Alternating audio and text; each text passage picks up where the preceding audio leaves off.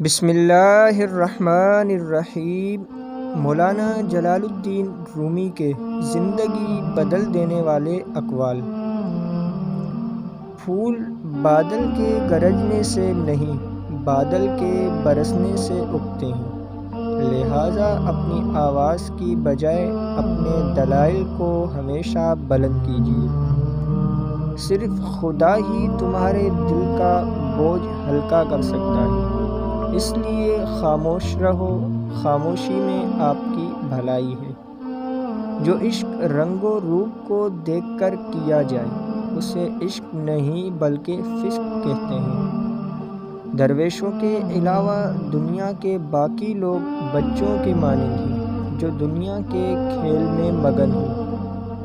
یاد رکھیں، مقدس اور پاک مقام میں داخل ہونے کا راستہ آپ کے اندر ہے۔ دانائی کا تعلق بالوں کی سفیدی سے نہیں، عقل اور تجربے سے ہے۔ دل سیاہ ہو تو داڑھی کے سفید بالوں کی کیا وقت۔